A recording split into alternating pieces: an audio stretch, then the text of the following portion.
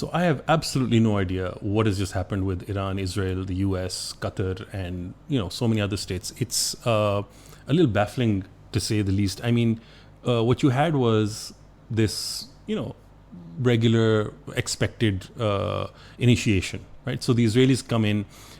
They had always wanted to get rid of Iran's capability to build nuclear weapons. Now, Iran was nowhere near being able to build nuclear weapons. The U.S. Intelligence community had said this just a few months earlier. Tulsi Gabbard had said this. And then suddenly you have this attack now. Naturally, this must have been greenlit by the U.S. Israel wouldn't have acted on its behalf.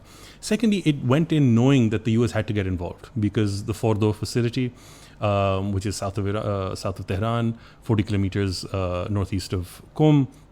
That was a facility that was built within a mountain. It had somewhere around 80 meters of cover, reinforced concrete. It was almost impenetrable. At least that's what even after the U.S. bombing, people consider that it hasn't really been affected, and there's no real evidence to suggest that it has, other than a bunch of holes in a mountainside. So what we're looking at essentially is Israel going in knowing that the U.S. was going to get involved. The U.S. did get involved, but nowhere near to the extent that you could guarantee Iran not having the ability to develop nuclear weapons. In the meantime, Israel got a thrashing. It got a thrashing not only in its image and its invincibility, that its Iron Dome, its Arrow shield network, and its missile defense system.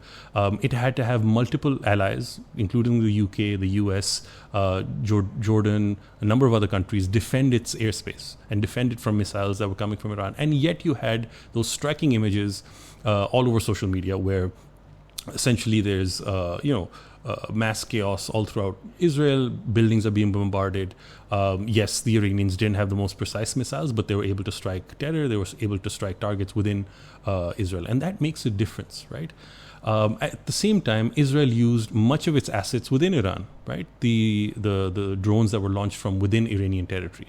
Now, a lot of those people have been rounded up. Some they're blaming the Afghan refugees. Some are blaming the Indians. Apparently, they've caught a number of these people. They've got factories that are being built within Iran.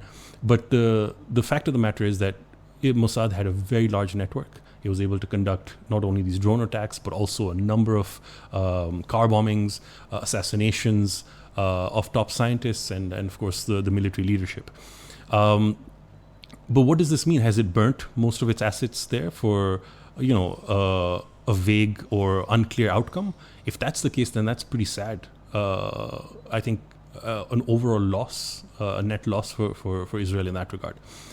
What has come about for Iran, though? So from this, I think it's gained a lot of goodwill, at least in the Muslim world, because what Israel's been doing in Gaza. I think people, I know on social media, people have been saying that we thought we needed therapy. All we needed to see was Iranian missiles raining down on Tel Aviv, right?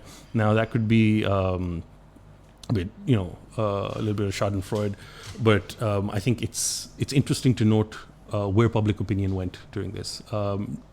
Even when a hospital in Tel Aviv was struck, or the outskirts, the outside of that was struck, the Israelis were saying, look, they're targeting civilians, they're targeting hospitals, and nobody bought their arguments because this is exactly what they've been doing, and in far more ferocious and brutal manner in Gaza, right? So it really exposes a lot of the arguments that they had, and they had nothing to defend themselves with in the realm of public opinion. So it's interesting to see how Iran has emerged from this. I think domestically, they took out, the military leadership, a number of scientists, but ultimately the regime change option that they wanted, and this was in, Netanyahu's speech immediately after the first strikes that Israel did in Iran, where, he was trying to get the people to come up and revolt against the state. I think exactly the opposite happened. I don't think anyone from Iran, or at least you didn't see that mass uprising that you've seen, in the past, where people have protested against the regime. What you saw was people actually coming together, and you had a lot of evidence for that.